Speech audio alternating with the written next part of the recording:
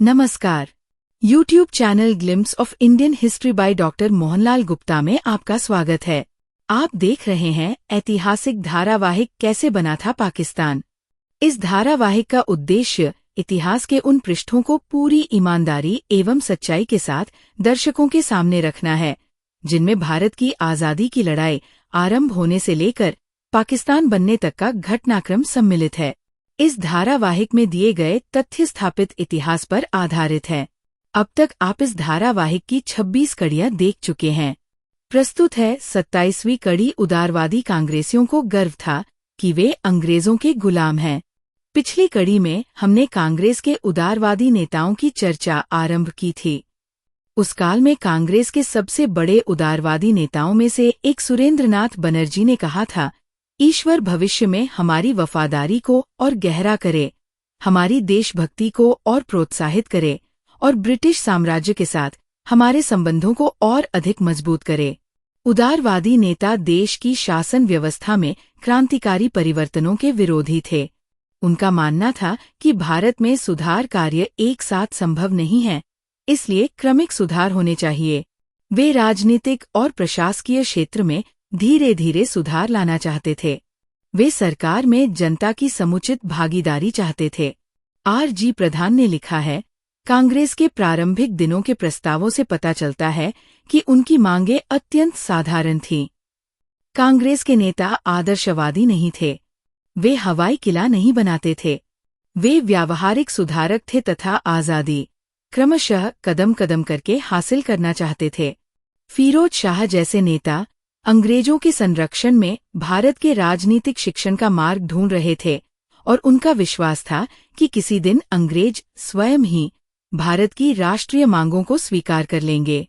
सुरेंद्रनाथ बनर्जी भी ब्रिटेन के मार्गदर्शन में भारत की प्रगति का स्वप्न देखते थे।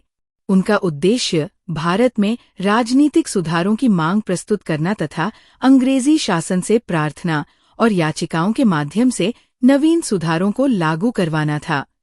गोपाल कृष्ण गोखले भारत के राष्ट्रीय पुनर्निर्माण और पुनर्जीवन के लिए क्रमिक विकास का सहारा लेना चाहते थे। उदारवादी नेता पाश्चात्य सभ्यता और विचारों के पोषक थे। उनकी मान्यता थी कि भारतीयों के लिए भारत का ब्रिटेन से संबंध होना एक वरदान है। ब्रिटेन से संबंधों के कारण पाश्चात्य साहित्य, आधुनिक शिक्षा पद्धति, यातायात के साधन, न्याय प्रणाली, स्थानीय स्वशासन आदि व्यवस्थाएं भारत के लिए अमूल्य वरदान सिद्ध हुई है। पाश्चात्य विचार और दर्शन लोगों में स्वतंत्रता और लोकतंत्र के प्रति आदर उत्पन्न करता है। इसलिए भारत के हित में यही उचित होगा कि ब्रिटेन से उसका अटूट संबंध बना रहे। मिसेज एनी बीसेंट का मानना था, इस काल के नेता स्वयं को ब्रिटिश प्रजा मानने में गौरव का अनुभव करते थे। गोपाल कृष्ण गोखले का कहना था, हमारा भाग्य अंग्रेजों के साथ जुड़ा हुआ है, चाहे वो अच्छे के लिए हो अथवा बुरे के लिए। इसी प्रकार दादा भाई नौरोजी का कहना था, कांग्रेस ब्रिटिश सरकार के विरुद्ध विद्रोह करने वाली संस्था नहीं है, अपितु वह तो ब्रिटिश सरकार की नींव को मजबूत करना चाहती है। उदारवादियों का विश्वास था कि अंग्रेज संसार के सर्वाधिक ईमानदार, शक्ति संपन्न और प्रजातंत्रवादी लोग हैं। वे भारत में भी प्रजातांत्रिक संस्थाओं का विकास करेंगे। यदि ब्रिटिश संसद और जनता को भारतीय समस्याओं से अवगत कराया जाए तो वे निश्चित रूप से सुधार के कदम उठाएंगे। सुरेंद्रनाथ बनर्जी का कहना था, अंग्रेजों के न्याय, बुद्धि और दया भावना में हमारी मजबूत आस्था है। संसार की इस महानतम प्रतिनिधि सभा, संसदों की जननी ब्रिटिश कॉमन सभा के प्रति हमारे हृदय में असीम श्रद्धा है। अंग्रेज स्वेच्छा से भारत से चले जाएंगे।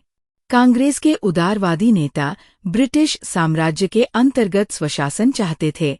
कांग्रेस के दूसरे अधिवेशन में सुरेंद्रनाथ बनर्जी ने कहा, स्वशासन एक प्राकृतिक देन है, ईश्वरीय शक्ति की कामना है। प्रत्येक राष्ट्र को स्वयं अपने भाग्य का निर्णय करने का अधिकार होना चाहिए, यही प्रकृति का नियम है।